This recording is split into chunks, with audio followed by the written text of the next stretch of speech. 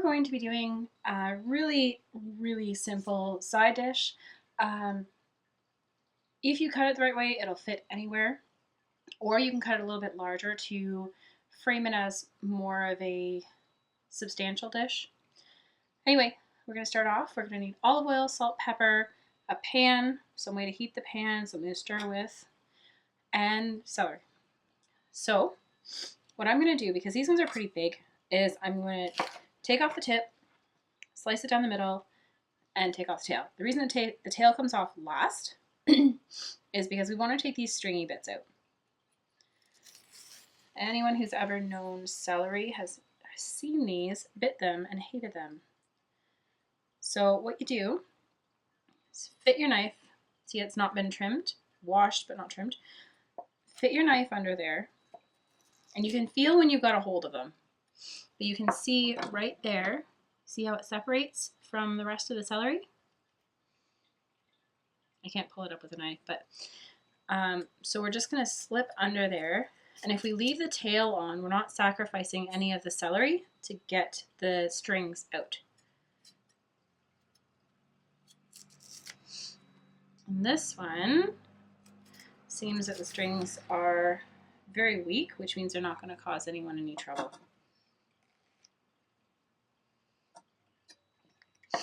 Optionally, if you find your strings are buried too far into the celery, just cut the end off and then you can see the ends of them. Be very careful as you are moving the knife towards yourself, and it's really easy to cut yourself.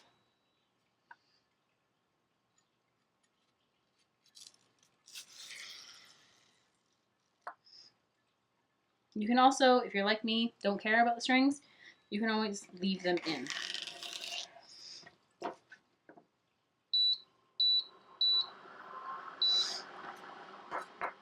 I'll let that guy heat up, because this is a little cast iron pan, so it's going to take forever. While I chop up our celery.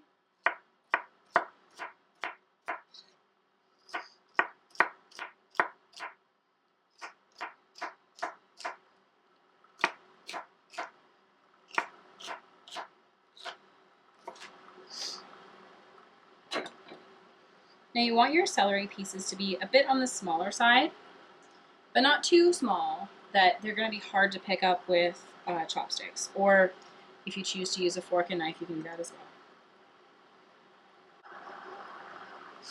I'm just going to do 2 stalks of celery for today.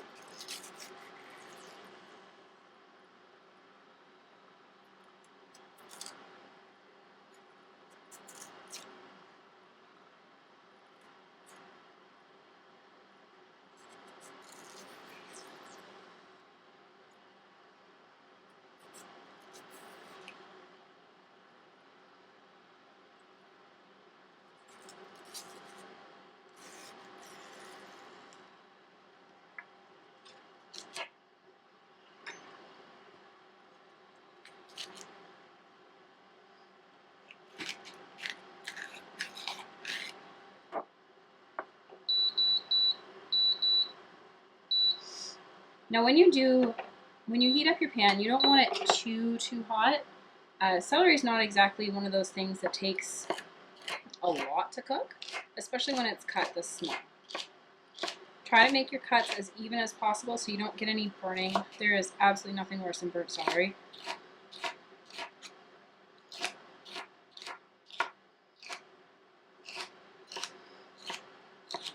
And keep in mind too, if you end up with your pan too cool, celery is not porous, so it's not going to be sucking up all the olive oil you put on the pan.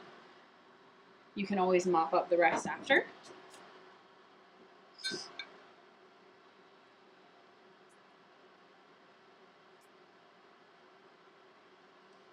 Of course, I broke my thumbnail, so I can't peel the label.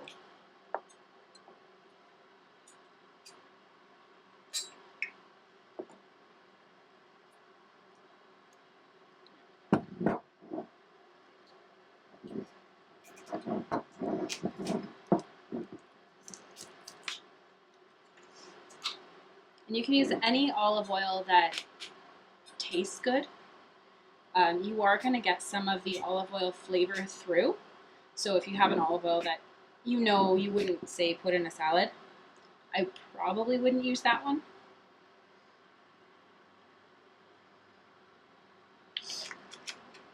Now you're going to have to play around with how much olive oil you like.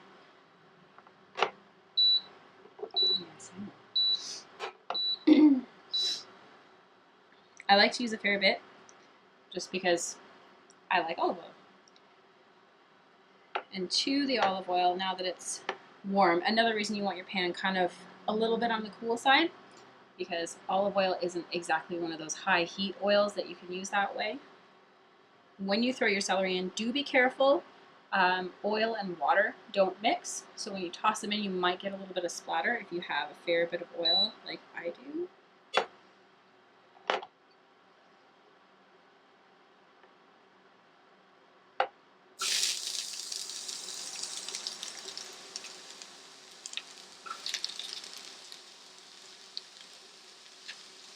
And once your celery's in, you want to add a little bit of salt, a little bit of pepper.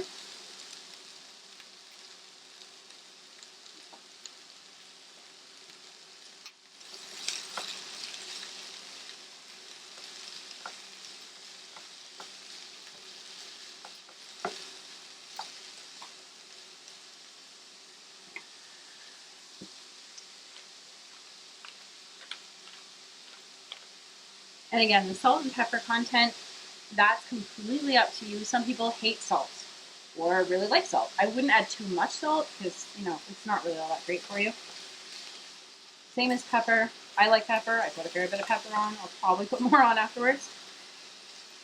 What we're looking for when the product is finished is a really nice bright color. If you watched the last episode on quick pickles, you'll notice the change in color with the cucumbers from the time they were raw till the time they were salted and ready to come out. They got kind of brighter. And that's what you're looking for. If you've ever blanched anything, you can tell what that bright color is too.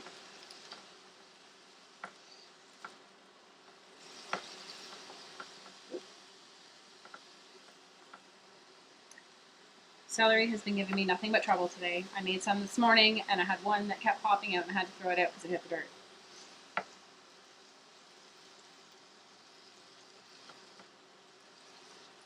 Okay, so you can see that the color is starting to get a bit brighter in here.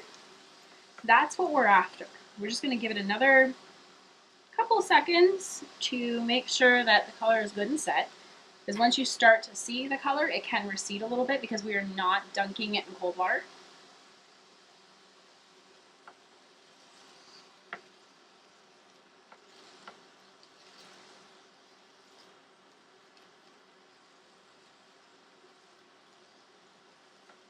And cooking time is also up to you. I don't like to get any kind of browning of any sort onto it because I find it tastes a certain way when it gets cold, and bentos are meant to be eaten cold. And I don't like that taste, but if you do, go ahead, let it brown a little bit. I wouldn't let it go too much though, because if it gets too dark, it may flavor the rest of your bento. And pardon my voice, I have had the worst cold cough thing for the last about 4 days. I can finally talk again.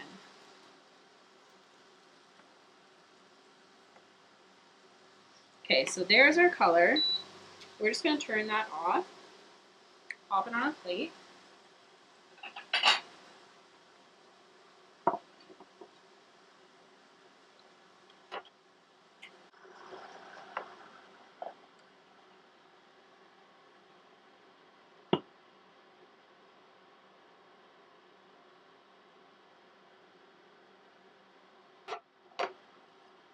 And the lovely thing about induction, I can put my pan back on there and it won't bother anything.